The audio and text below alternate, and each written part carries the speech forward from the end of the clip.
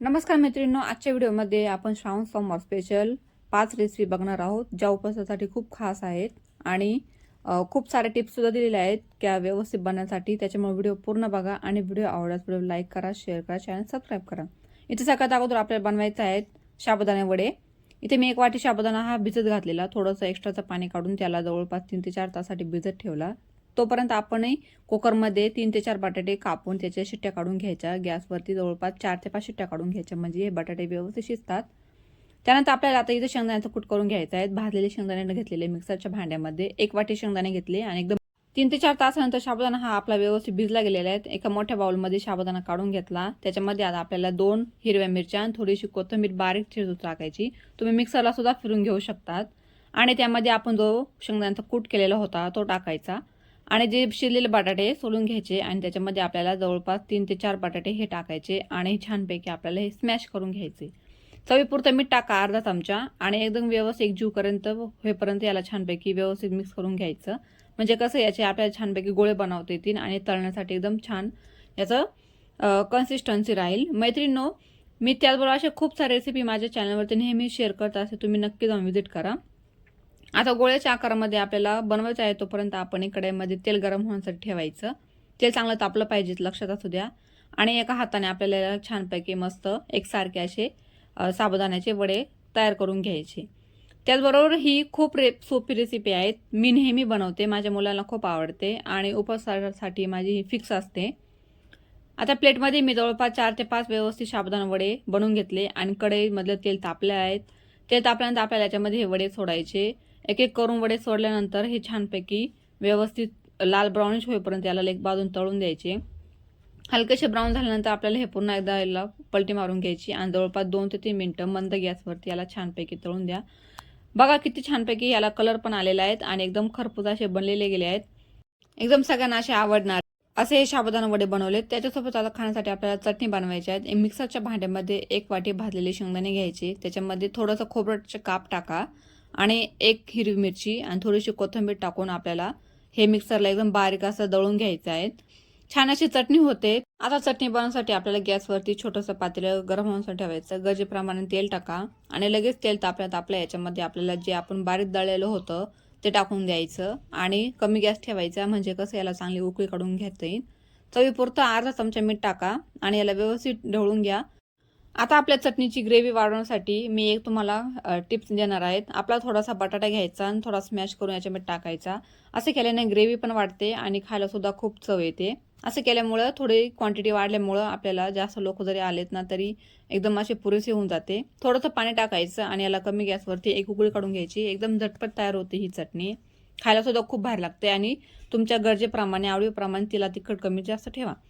एका प्लेटमध्ये आता हे सर्व करून घेऊया। हे साबुदाणा वडे एकदम क्रिस्पी बनतात आणि चटणी बरोबर एकदम खायला भारी लागतात। मुलं हे आवडीने खातील। त्याचबरोबर उपवासासाठी एकदम स्पेशल अशी असणारी रेसिपी आहेत। ही एकदम इन्स्टंट बनली जाते आणि न फुटता न तेलामध्ये विरघळणारे हे साबुदाणा वडे तयार आहेत। त्यानंतर आता आपण बघूया साबुदाण्याची खिचडी।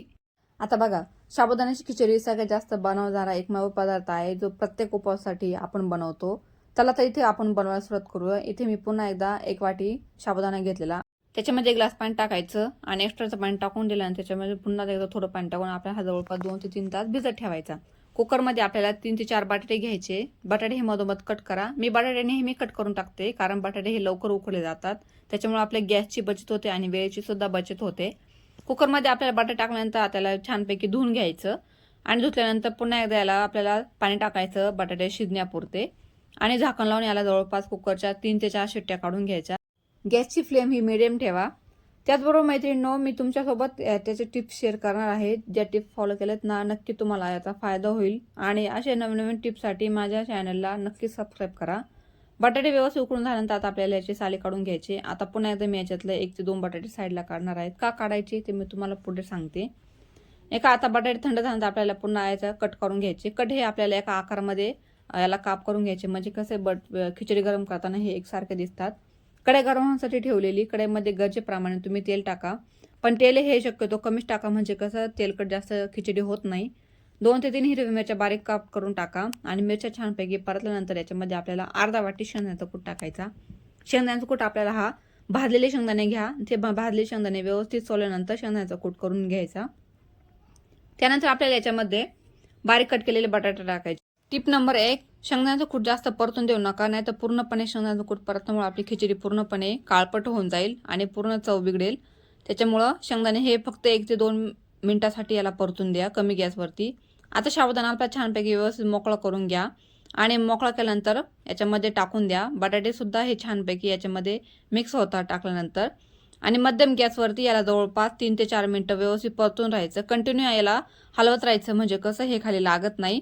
आता याच्यामध्ये पुन्हा एकदा मी थोडासा शेंगदाण्याचा कूट टाकणार आहे. का टाकणार आहे? पूर्णपणे शेंगदाण्याचा कूट त्याला मी टाकू नका, नाहीतर ही मोकळी सुरसुरीत होत नाही. अर्धा वाटी शेंगदाणे वरून टाकल्यानंतर आपल्याला कंटिन्यू याला मिक्स करत राहायचं आणि आता चवीपुरतं मीठ टाकायचं. मीठ टाकल्यानंतर पुन्हा एकदा त्याला चारही साईडनं व्यवस्थित मिक्स करून घ्या. टिप नंबर 2, साबुदाणा तुम्हाला जर इन्स्टंट भिजवायचा असेल तर फक्त 3 तास भिजवा आणि जास्त वेळासाठी म्हणजे तुम्हाला उशिरा करायचा असेल तर त्याला जास्त पाणी टाका आणि इन्स्टंट भिजवण्यासाठी याला कमी पाणी टाका. आता हे आपल्याला व्यवस्थित मिक्स केल्यानंतर साबुदाणा थोडा फुगायला सुरुवात झालेला आहे. आता चवीपुरती कोथिंबीर टाका. तुम्ही कोथिंबीर खात नसाल तुम्ही कोथिंबीर स्किप केली तरी चालेल. पुन्हा त्याला चारी साईडनं व्यवस्थित मिक्स करून घ्यायचं. अशा टिप्स फॉलो केल्यानंतर 100% तुमची साबुदाणा खिचडी मोकळी होणार म्हणजे होणार. आता आपल्या साबुदाण्यासोबत खाण्यासाठी चटणी बनवायची आहे. मिक्सरच्या भांड्यामध्ये थोडे शेंगदाणे घेतलेले, कोथिंबीर आणि हिरवी मिरची टाकून याला मिक्सरमध्ये बारीक फिरून घेतलेलं. आता गॅसवरती पातेलं गरम होण्यासाठी ठेवलं, सगळं मिश्रण तेल टाकून त्याच्यामध्ये फोडणी दिलेली आणि याच्यामधले जो बटाटे आहेत ते बटाटे मी याच्यामध्ये स्मॅश करून टाकलेले. स्टार्टिंगला जो बटाटे मी साईडला काढले होते ते बटाटे टाकलेले. एकदम भारी लागते. एकदम तयार आहे आपली एकदम झटपट बनणारी साबुदाण्याची खिचडी. काही टिप्स आहेत एकदम परफेक्ट अशी बनवा आणि हा रस्सा सुद्धा एकदम छान लागतो. त्यानंतर आपली रेसिपी नंबर 3, साबुदाण्यापासून बनवा कुरकुरे. हे कुरकुरे आपल्याला उपवासासाठी एकदम खाता येतील. आता इथे 1 वाटी साबुदाणा घेतलेला, त्याला स्वच्छ धुवून घ्यायचं, त्याच्यातलं एक्स्ट्रा पाणी काढून टाकायचं आणि आता इन्स्टंट बनवायचं आहे त्याच्यामुळे आपल्याला फक्त थोडंसं पाणी टाकून 3 तासासाठी याला भिजून ठेवायचं. व्यवस्थित भिजल्यानंतर एका बाउलमध्ये काढून घ्या. त्याच्यामध्ये 2 हिरव्या मिरच्या, थोडीशी कोथिंबीर आणि थोडासा शेंगदाण्याचा कूट टाका. 4 ते 5 बटाटे उकडलेले टाका. त्याचबरोबर आता आपल्याला थोडं चवीपुरतं मीठ टाकून एकदम त्याला छानपैकी जीव करून घ्यायचं आहे. मैत्रिणींनो, ही एकदम युनिक रेसिपी आहेत. मी याची पूर्णपणे फुल रेसिपी ऑलरेडी माझ्या यूट्यूब चॅनलवरती शेअर केलेली आहेत. त्याचबरोबर मी इथे तुम्हाला शॉर्ट फॉर्ममध्ये सुद्धा दाखवते. ही पण तुम्ही बघू शकता आणि तिकडे जाऊन पण तुम्ही बघू शकता. पण ती फुल रेसिपीमध्ये बऱ्याचशा अशा टिप्स तुमच्याशी शेअर केलेल्या आहेत. त्या टिप्सही तुम्ही फॉलो केल्यात ना, एकदम परफेक्ट अशी बनतात. आता त्याच्यामध्ये आपल्याला थोडंसं लाल तिखट टाकायचं. लाल तिखट का टाकायचं? आपल्याला हिरवी मिरची कमी वापरली त्याच्यामुळे आपल्याला लाल तिखट टाकायचं. एकदम याचा एक जीव होईपर्यंत त्याला गोळा बनवून घ्यायचा. हाताला थोडं तेल लावायचं आणि या हातामध्ये छोटेसे गोळे घेऊन आपल्याला साबुदाण्यापासून कुरकुरे बनवायचे आहेत. याला कुरकुऱ्याचा आकार देऊया. एक एक करून आपण जवळपास इथे सगळे गोळे बनवून याचे साबुदाण्याचे कुरकुरे बनवून घेऊया. एकदम मस्तपैकी बनतात मैत्रिणी. अजिबात फुटत नाही, तुटत नाही तळताना आणि मुलेसुद्धा एकदम आवडीने खातील कारण युनिक रेसिपी आहे. त्याचबरोबर उपवासाला चालणारी आहेत. कढईमध्ये तेल गरम होण्यासाठी ठेवायचं. तेल एकदम छानपैकी गरम झाले तर त्याच्यामध्ये एक एक करून आपल्याला हे साबुदाण्याचे कुरकुरे सोडायचे. एकदम खायला भारी लागणारे, झटपट बनणारे. त्याचबरोबर अजिबातच मिस्टेक होत नाही हे बनवताना कारण की एकदम त्याचं प्रमाण हे व्यवस्थित आहेत. साबुदाणा छान भिजलेले गेले आहेत. बटाटे पण त्याच्यामध्ये छान एकजीव होईपर्यंत मिक्स करून घ्यायचं आणि तेल पण व्यवस्थित तापवून घेतलं ना, एकदम परफेक्ट असे साबुदाण्याचे कुरकुरे बनतात. त्याचबरोबर मैत्रिणी चटणीवर एकदम सर्व करून खा, एकदम भारी लागतात खायला. मी नेहमी हे मुलांना बनवून देते कारण की माझे मुलं वेगवेगळ्या रेसिपीची डिमांड करतात, त्याच्यामुळे मी अशी रेसिपी त्यांना बनवून देते. त्यानंतर आपल्याला बनवायचे आहेत साबुदाण्यापासून आणि भगरीपासून धिरडे किंवा थालीपीठ. आता आपल्याला बनवण्यासाठी 1 वाटी भगर घेतलेली आहे. थोडी मोठी वाटी भगर घेतली. आता ही भगरीमध्ये आपल्याला अर्धा वाटी छोटीशी साबुदाणे टाकायचे आहेत. आता हे सगळे आपल्याला एका पाण्याने धुवून घ्यायचं. एका पाण्याने धुतले जात नाही कारण याच्यामध्ये थोडीशी घाण निघते, त्याच्यामुळे जवळपास 2 ते 3 पाण्याने छानपैकी धुवून घ्या. पाणी टाकून याला जवळपास 4 ते 5 तास छानपैकी भिजून द्यायचं.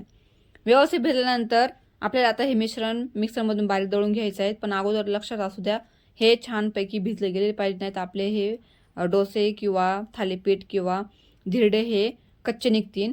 मिक्सरच्या भांड्यामध्ये टाकलेलं 3 हिरव्या मिरच्या टाकायच्या आणि थोडेसे भाजलेले शेंगदाणे टाकायचे आणि याच्यामध्ये आपल्याला थोडंसं पाणी टाकून मिक्सरमध्ये एकदम दळून घ्यायचं. लक्षात असू द्या एकदम बारीक नाही दळायचं, थोडं भरसं दळायचं. तुम्हाला जर याचे डोसे बनवायचे असेल तर तुम्ही बनवू शकतात. याच्या सेम मिश्रणाचे डोसे सुद्धा बनतात. हलकंसं भरसं दळल्यानंतर आपल्याला एका बाउलमध्ये काढून घ्यायचं. तुम्ही बघू शकतात मी इथं कसं भरसं दळलेलं आहे. तर एकदम बारीक दळू शकता डोसेसाठी आणि हे आपले थालीपीठ करण्यासाठी तुम्ही ह्या मापाने सुद्धा बनवू शकतात. एका बाउलमध्ये काढून घेतलेलं गरजेप्रमाणे पाणी टाकलेलं आणि थोडीशी कोथिंबीर टाकायची. गॅसवरती तवा तापण्यासाठी ठेवलेला. तेल न टाकता मी डायरेक्ट हे आता थालीपीठ काढणार आहेत. तुम्ही शक्यतो पॅनवरती करा. पॅनवरती बिना तेलाचे छान निघतात आणि आपल्या रेग्युलर तव्यावरती काढले तरी चालतील. याच्यानंतर टाकल्यामध्ये थोडंसं हलकं त्याला स्प्रेड करा. एकदम मस्तपैकी बनणारे हे आपले इन्स्टंट साबुदाण्याचे डोसे तयार आहेत. याला तुम्ही चटणीवर सर्व करा. तर आपली रेसिपी नंबर 5 आहे चटणी. मी ऑलरेडी ही चटणीची रेसिपी तुमच्यासोबत शेअर केली आहे. त्याच्यामुळं तुम्ही तशा प्रकारे चटणी बनवून बघा.